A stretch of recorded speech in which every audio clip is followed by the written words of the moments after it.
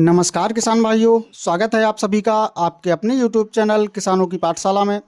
किसान भाइयों, आज हम बात करेंगे कि मटर की फसल जब फ्लावरिंग स्टेज पर हो तो यह गलतियां भूल कर भी ना करें, नहीं तो मटर में फूल ड्रॉपिंग होने से फसल के उत्पादन में बहुत कमी देखने को मिलेगी।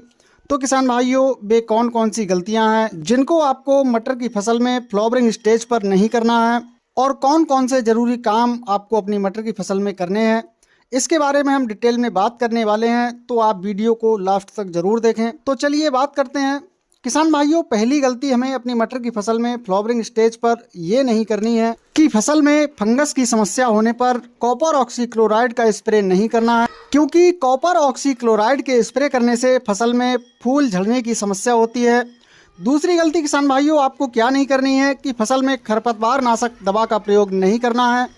किसान भाइयों, जब आप मटर की बुवाई करें तो बुवाई के तुरंत बाद पेंटामेथिलीन खरपतवार नाशक दवा का आप स्प्रे कर सकते हैं और अपनी फसल में फ्लावरिंग स्टेज पर आपको किसी भी खरपतवार नाशी का स्प्रे नहीं करना है, क्योंकि खरपतवार नाशी के स्प्रे करने से फसल में फूल ड्रॉपिंग की समस्या आती है।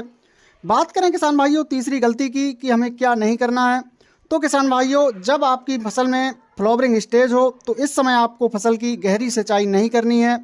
मटर में फूल आने से पहले ही आपको अपनी फसल की हल्की सिंचाई करनी है, क्योंकि इस स्टेज पर ज़्यादा नमी होने पर भी मटर में फूल ड्रॉपिंग की समस्या देखने को मिलती है। इसके अलावा चौथी जो गलती हमें मटर की फसल में नहीं करनी है वो है किसान भाइयों, फ्लावरिंग स्टेज में हैवी कीटनाशक का स्प्रे।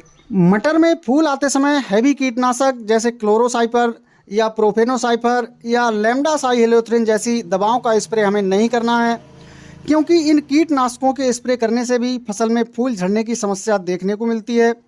तो किसान भाइयों, ये कुछ विशेष बातें हैं जिनका आपको अपनी मटर की फसल में फ्लावरिंग स्टेज पर ध्यान रखना है, जिससे कि फसल में फूल ड्रॉपिंग की समस्या ना हो। किसान भाइयों, अब हम बात करते हैं फ्लावरिंग स्टेज पर फूलों की संख्या बढ़ाने और फसल की अच्छी ग्रोथ के लिए, जिससे कि फसल से एक बढ़िया पैदावार मिल सके। इसके लिए आपको कौन से बेस्ट टॉनिक का इस्तेमाल करना चाहिए, तो यहाँ पर किसान भाइयों हम 2 से 3 टॉनिकों के बारे में बात करने वाले हैं, जिनका रिजल्ट मटर की फसल में फ्लावरिंग स्टेज पर बहुत ही शानदार देखने को मिलता है। तो टॉनिकों में आप कोरोमंडल के फेंटैक प्लस को अपनी मटर की फसल में इस्तेमाल कर सकते हैं। सीजेंटा कंपनी के ईसा बयान टॉनिक का आप स्प्रे कर सकते हैं, या फिर बायर के एम्बिशन टॉनिक का भी आप अपनी मटर की फसल में स्प्रे कर सकते हैं। इन टॉनिकों में से आप किसी भी टॉनिक का इस्तेमाल अपनी मटर की फसल में कर सकते हैं। इनके बहुत ही शानदार रिजल्ट आपको अपनी फसल में देखने को मिलेंगे।